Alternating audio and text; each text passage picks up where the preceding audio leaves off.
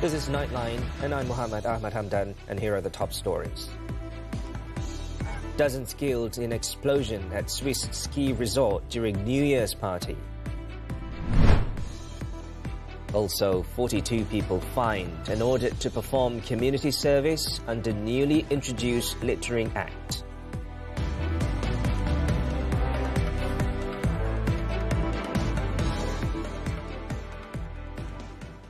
Good morning. A New Year celebration in Switzerland turned deadly when a fire swept through a crowded bar in the alpine ski resort of Crans, Montana, leaving dozens dead and 100 injured.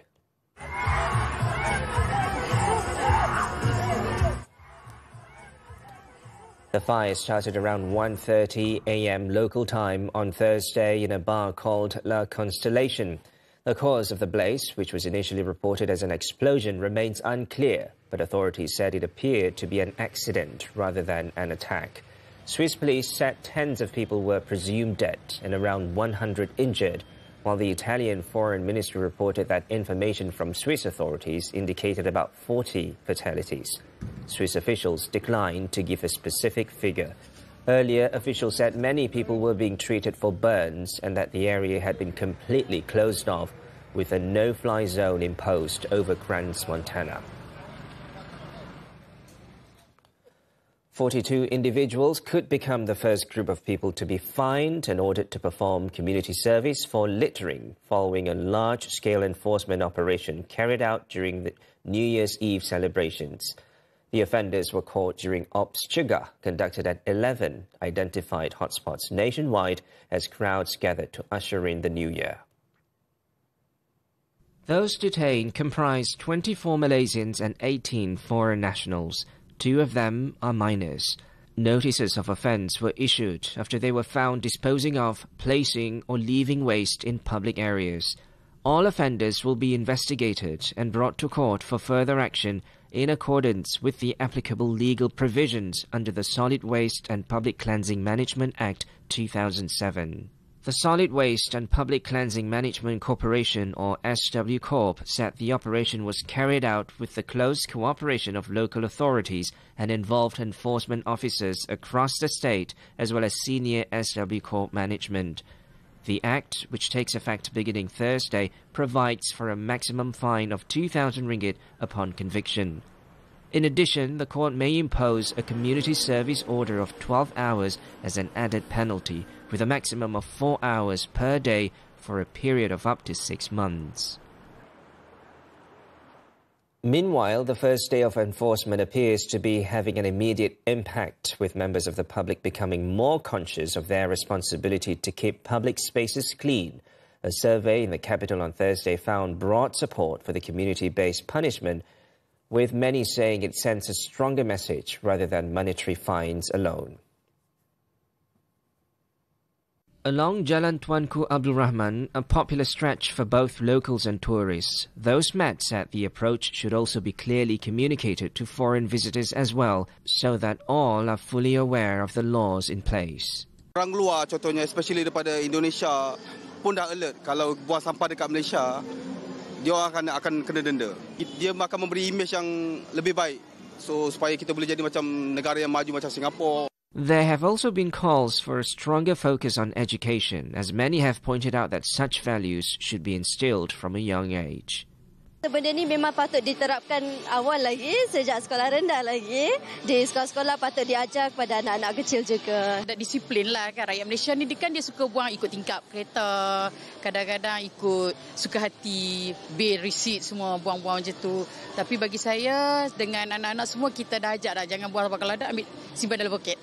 The anti-littering laws cover common offences such as throwing cigarette butts, tissues, plastic waste, drink cans, food wrappers, and leaving pet waste in public areas. Offenders may be ordered to clean public areas while wearing a special vest, with fines escalating to a maximum of 10,000 ringgit for failure to comply with community service or court orders. Also coming into effect on January 1st is the Online Safety Act 2025, which has been described as a critical step in curbing the spread of harmful content and cyber criminal activity. Inspector General of Police Datuk Seri Muhammad Khalid Ismail said the Act strengthens existing measures to protect users from child exploitation, online fraud, identity misuse and extremist content, which aligns with the commitment by the police towards safeguarding the public and ensuring their safety online. In a statement, Khalid said Malaysians suffered 2.77 billion ringgit in losses due to online fraud between January 2023 and November 2025. He also noted there were 688 child sexual exploitation cases recorded from January 2021 to November 2025 and 351 child sexual abuse material cases recorded from January 2021 to October 2025. He said the police would continue to work closely with the Malaysian Communications and Multimedia Commission, relevant ministries and digital platform providers in tackling cybercrime. The Act, which was gazetted in May last year, requires social media companies to ensure their platforms are free from 9 types of harmful content, with content related to child sexual abuse and fraud explicitly highlighted.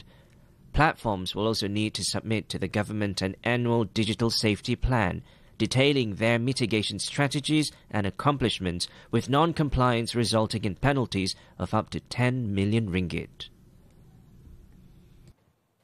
One of the 4 crew members of the Royal Malaysian Navy RMN helicopter that made an emergency water landing in Malacca on Wednesday is still being treated in the intensive care unit. The incident occurred at 10:50 p.m. when the aircraft, a Super Lynx helicopter, was conducting a demonstration flight off Pantai Kelebang. The test flight was conducted in conjunction with the 60th anniversary celebrations of the Army's Special Service Group. 4 crew members were on board the helicopter when it made an emergency landing. All 4 were successfully rescued and taken to the Malacca Hospital for treatment. Lieutenant Commander Afiq Muzani Abdulaziz, who is experiencing lung complications, is conscious and stable but is being treated in the ICU ward for close monitoring. The other crew member still being treated is Air Quartermaster, Chief Petty Officer Muhammad Zulfikar Muhidi, who sustained injuries to his right waist and right calf and has been placed in the yellow zone of the hospital's emergency and trauma department. 2 others, pilot Lieutenant Commander Muhammad Kamal Abdul Rani and Lieutenant Muhammad Faiz Razali, have since been discharged. The Navy has launched an operation to salvage the aircraft, while a board of inquiry has also been established to determine the exact cause of the incident. Deputy Defence Minister Adli Zahari said the investigation will cover all aspects, including technical, operational and logistical matters, as well as ensuring the safety of assets and personnel. In another incident linked to the 60th anniversary celebrations of the Special Service Group, a paratrooper who was injured during a parachute display training exercise sustained a hairline fracture to the neck bone. The Army clarified that the individual did not suffer fractured ribs, as previously circulated on social media. In a statement on Thursday, the Army said the personnel received initial treatment at the Malacca General Hospital. It added that the results from X-ray and CT scan examinations confirmed the neck injury. The personnel was transferred to the Armed Forces Hospital at Pulpak Sungai Udang Camp on December 30th to ensure an optimal and controlled recovery.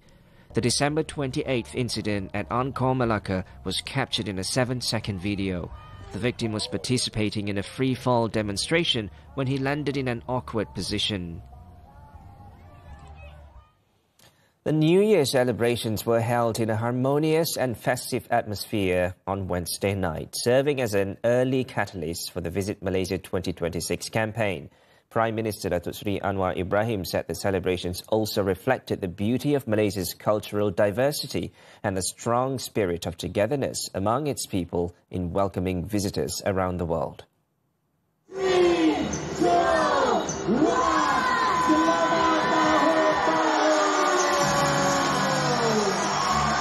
The campaign was officially kicked off through the Visit Malaysia 2026 Countdown Festival, a large-scale New Year's Eve celebration held at Pavilion, Kuala Lumpur. Anwar joined thousands of visitors at the event. The highlight of the celebration featured large-scale multimedia performances, including firework displays that lit up key tourism hotspots in a safe and orderly setting. Kuala Lumpur's skyline was also illuminated by fireworks and drone displays, showcasing a welcome 2026 message alongside the appearance of Visit Malaysia's mascots Wira and Manja.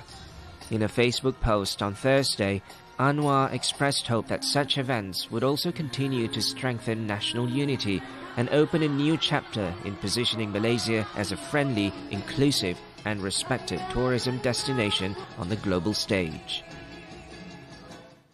Meanwhile, 55 main entry points across the country are now ready to receive visitors in conjunction with Visit Malaysia 2026. Among the key entry points on the first day of the campaign was Kuala Lumpur International Airport. Arriving tourists were given souvenirs as a token of appreciation for choosing Malaysia as their travel destination. Malaysia is such a beautiful country with beautiful people, beautiful food, a mixture of culture, a richness and atmosphere.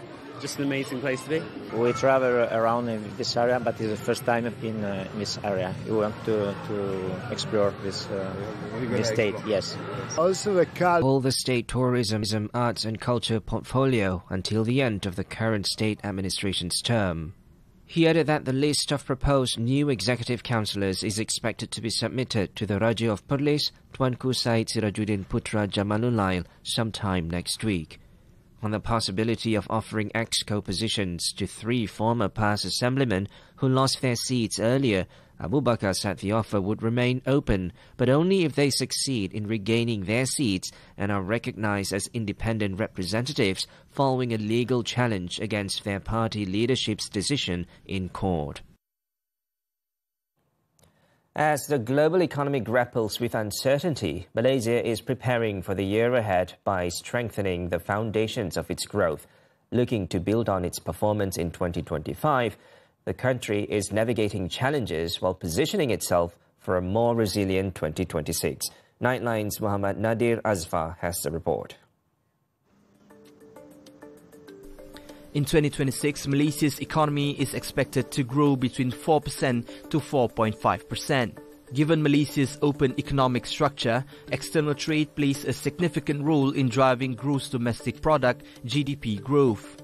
Analysts say Malaysia should pursue free trade through simpler agreements and more flexible global partnerships. And then more on the geographical perspective, I think we also in this case we need to embrace 2 different strategies. One, moving beyond agreements with blocs and also choose individual partners, so countries individually, and also try to explore regions that have been less explored so far.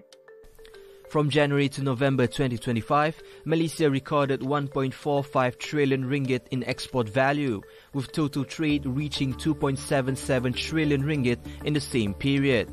The achievement marks the country's 5th consecutive year of surpassing the trillion ringgit trade threshold, reinforcing a positive outlook heading into 2026. However, Malaysia's role in global supply chains also means its trade performance is closely tied to broader global conditions. This was largely evident in 2025 when the US decided to impose tariffs on a number of its trading partners, including Malaysia.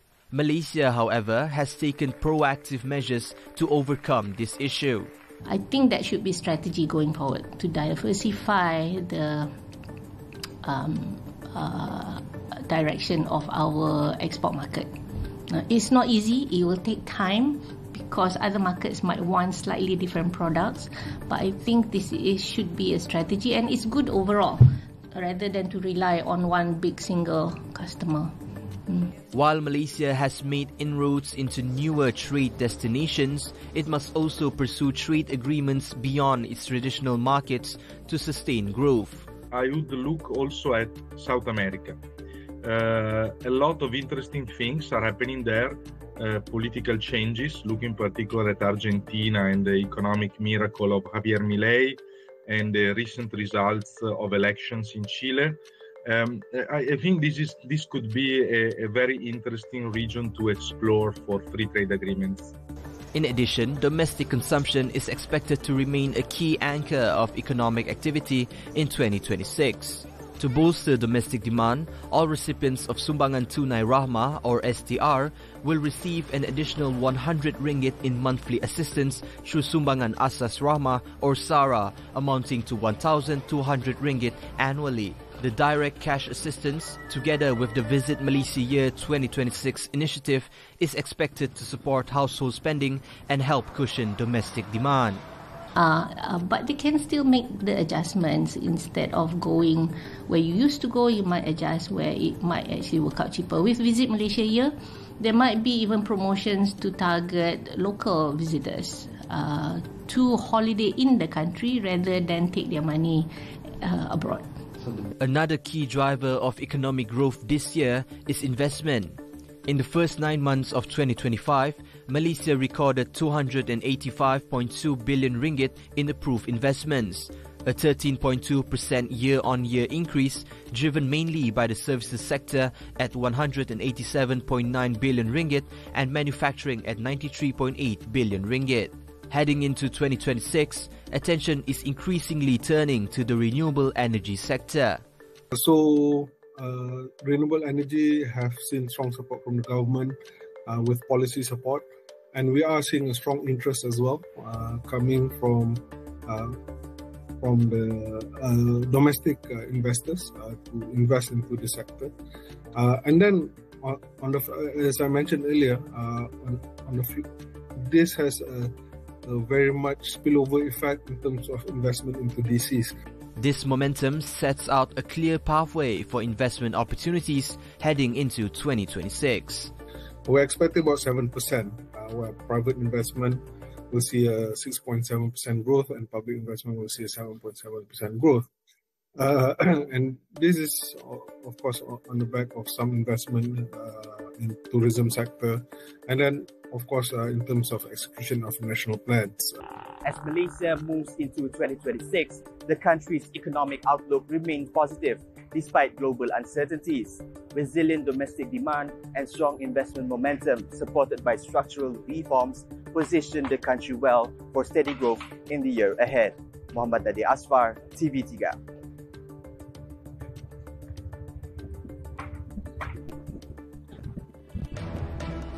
Women remanded after aggressive outburst. Antara cinta antara dua dunia, korang kena saksikan. Sekarang saya cerita lebih spoiler. Kalau nak release stress, tension apa semua bagai dan sambut New Year dengan hati yang ceria dan gembira, korang kena tengok filem Duyung Legenda Aurora. Inilah satu filem sangat menghibur and entertaining. Support filem tempatan.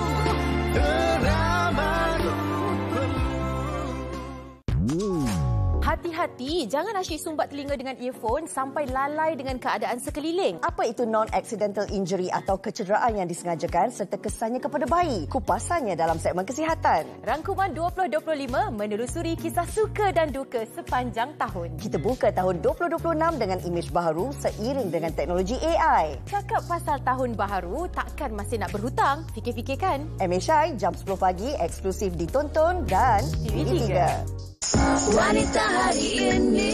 Bila kita melawan, dikatakan biadab pula. Sebab tu kena tahu antara keberanian mempertahankan hak kita. Mochi cheesecake, tiramisu dan pizza wagyu. Antara menu viral 2025 kami bawakan. 2025 sudah melabuhkan tirainya. Pelbagai kisah suka, duka sepanjang tahun kami kongsikan. Tahun baharu, azam pun pasti baharu. Tak lupa juga, kembali ke sekolah Khamis ini. Sokongan emosi diperlukan untuk berkahwinan kekal bahagia. Sebab tu kena perbaharui lesen cinta. Semuanya di WHI TV3 dan stream sekarang di YouTube. Tanyalah Ustaz, minggu ini, Rabu, riwayat Bani Israel. Khamis, azam ikut Al-Quran. Jumaat, hikmah iddah. Sabtu, ibu melahirkan tuan. Ahad, 7 di bawah naungan. Tanyalah Ustaz, biar tahu jangan keliru di TV3 dan TV9. Stream juga melalui Tonton. Welcome back. In Kedah, a woman has been remanded for 2 days for causing a disturbance, making obscene gestures and behaving aggressively towards police officers in Alustar. Kota Star District Police Chief ACP Syed Basri Syed Ali said that the case is being investigated under the Penal Code for assault or use of criminal force to deter a public servant from discharging his duties. The woman is also being investigated for deliberately uttering words intended to wound the religious feelings of any person, as well as for insulting the modesty of a person through words or obscene gestures. The incident, which took place on Wednesday, was recorded by a passerby and subsequently uploaded to social media. The 2-minute video shows a woman creating a disturbance in the Mergong area, acting aggressively, shouting insults and making obscene gestures towards police officers. The officers had been deployed after receiving a report that the woman had allegedly assaulted an individual at a company premises nearby. Also in Kedah, a 49-year-old mechanic was charged in the Alustar Magistrates Court with trafficking 75 kilograms of shabu. The accused, Muhammad Saslizam Sha'ari, nodded in understanding after the charge was read out before Magistrate Nur Shifa Muhammad Hamzah on Thursday. Muhammad Saslizam is accused of trafficking the drugs at the Hutan Kampung toll lane on December 22nd. The charge was framed under Section 39B1A of the Dangerous Drugs Act. The court denied bail and set April 12th for mention, pending the chemistry report. During the arrest, the accused is believed to have acted as a drug courier, attempting to deliver shabu worth 2.4 million ringgit from Perlis to Pulau Pinang. He was arrested by police and was reported to have behaved aggressively at the time. Police also seized a pistol along with several rounds of ammunition found in the man's car. Still in Kedah, police have arrested a car driver suspected of hitting a motorcycle after failing to stop at a red light in Alustar. Kota Star District Police Chief Assistant Commissioner Syed Basri Syed Ali said the incident occurred at the Masjid Aman traffic light junction last Monday. He said the driver is believed to have continued driving despite the red light before colliding with the motorcycle ahead. The suspect was arrested at around 6:45 p.m. on Wednesday to assist investigations. The case is being investigated under the Road Transport Act. Hamdan sworn in as New York City Mayor. The details when Nightline returns.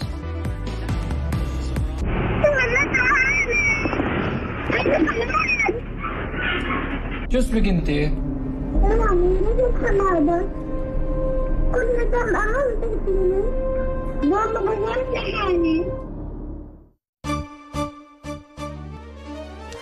Tanyalah Ustaz, minggu ini, Rabu, riwayat Bani Israel. Khamis, azam ikut Al-Quran. Jumaat, hikmah iddah. Sabtu, ibu melahirkan tuan. Ahad, 7 di bawah naungan. Tanyalah Ustaz, biar tahu jangan keliru di TV3 dan TV9. Stream juga melalui Tonton. Pada bulan 11 tahun lepas, saya telah dimasukkan ke hospital akibat kecemaran yang tinggi. Lepas tu disamping dengan jangkitan kuman. Asalnya sikit je. Dia luka dekat celah kaki je. Lepas tu dia melarat-larat. Doktor Syokan suruh potong lah. Memang akan susah lah. Semua selama ni saya buat, hantar anak sekolah apa semua, cari makan semua. Jadi kalau dah kena potong tu, harapan tu jadi gelap. Bila air mula naik, jangan tunggu. Selamatkan diri dan keluarga dulu. Barang boleh diganti, nyawa tak. Peka dengan amaran manja dari sumber rasmi. Patuh dengan arahan pihak berkuasa. Kalau diarahkan pindah, pindahlah segera. Kalau nampak air, jangan redah walaupun nampak cetek. Sebelum keluar, pastikan semua dokumen disimpan. IC, sijil lahir dan buku akaun. Simpan semua dalam plastik kedap air. Lepas banjir, jangan masuk rumah terus. Pastikan elektrik diputuskan dan kawasan selamat. Utamakan keselamatan, bukan harta benda. Peka, bersedia dan patuh.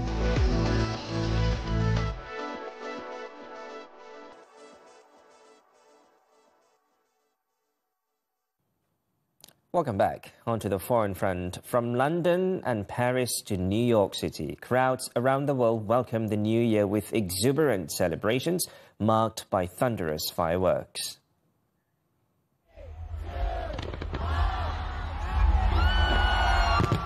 In the United Kingdom, thousands of people braved freezing conditions in London to celebrate the New Year along the banks of the Thames River. Counting down the hours and minutes to 2026, spectators braved sub-zero temperatures as they waited for the annual fireworks display from the London Eye. In the United Arab Emirates, dazzling fireworks illuminated the night sky above Dubai's iconic Burj Khalifa, the world's tallest building, as the city ushered in the arrival of 2026 with spectacular celebrations.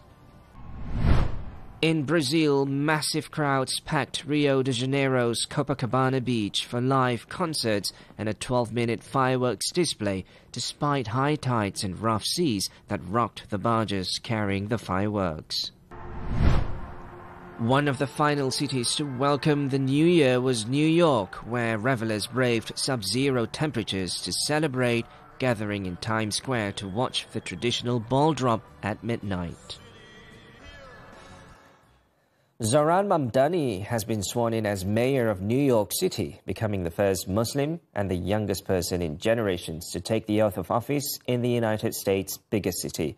Mamdani, a Democrat, was sworn in at a historic decommissioned subway station in Manhattan just after midnight on Thursday. The ceremony, administered by New York Attorney General Letitia James, a political ally, took place at the Old City Hall station. In his first remarks as mayor, Mamdani described the old subway station as a testament to the importance of public transit for the vitality, health and legacy of the city, as he announced Mike Flynn as the new commissioner of the Department of Transportation. France will make a fresh attempt to protect children from excessive screen time, proposing a ban on social media access for children under 15 by September.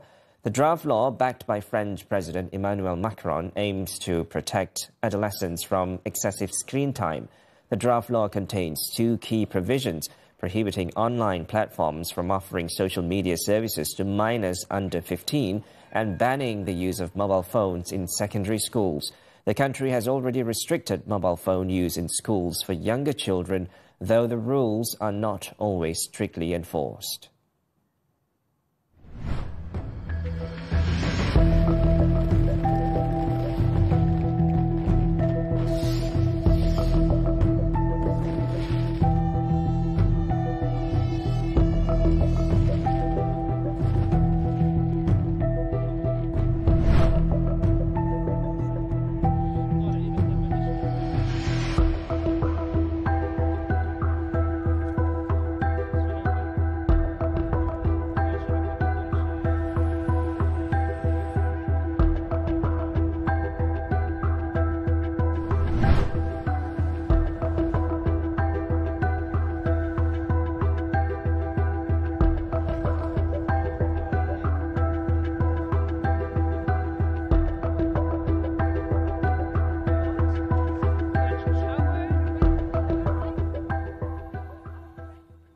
Switching to sports football, Enzo Maresca has left his role as Chelsea manager, with the club sitting fifth in the Premier League.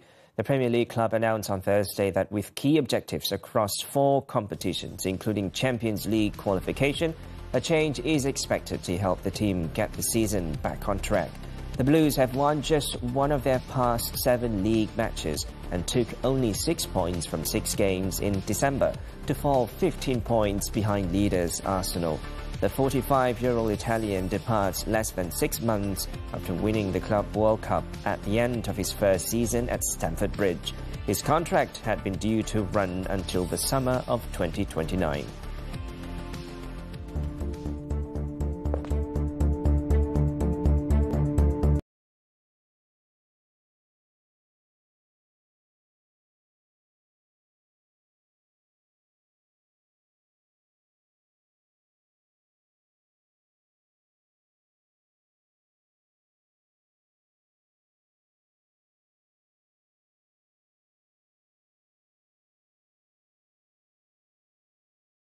And that wraps up this edition of Nightline. We leave you with visuals of people around the world welcoming the arrival of 2026, with fireworks and drone displays lighting up skies across the globe.